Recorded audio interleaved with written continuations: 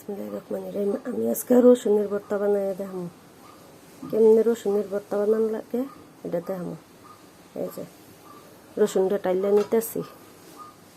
এই যে রসুনটা এভাবে টানবেন, এভাবে টাইলিয়া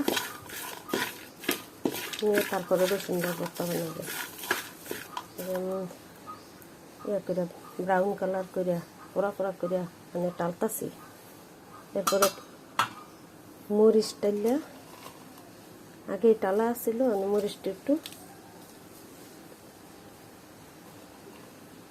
মশমশা করে লেগে দিয়ে দিচ্ছি। রসুনের ভর্তাটা বানাবো, টাইলা নিতেছি ভালোভাবে। রসুনটা মরিচটা টাইলা নিচ্ছি, আগে টালা ছিল মানে আবার দিয়ে একটু গরম করতেছি। রসুনটা টাইলা নিচ্ছি, রসুনটা টালা হয়ে গেছে গা, মানে রসুন ডালা নামাই এলাম। পাটাতে দিয়ে দিলাম মরিচ টালা, লবণ। রসুনের ভর্তা বানানোর জন্য মরিচটি বাইটটা নিতেছি।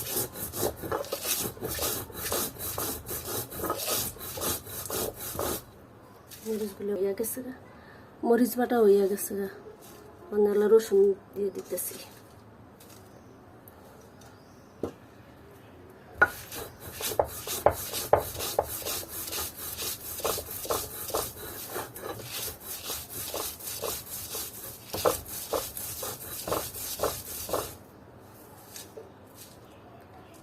এভাবে মিহিম করে বাইটটা নিব।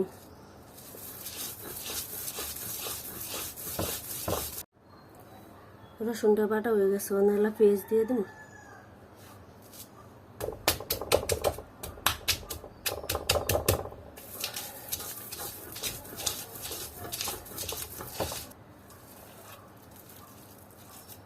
আমি একটু জাল বেশি খাই, তাই জালটা বেশি দিছি।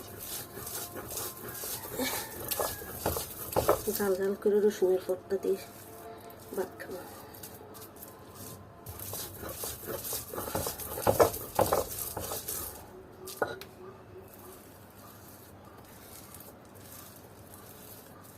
রসুনের ভর্তা বানানো হয়ে গেছে।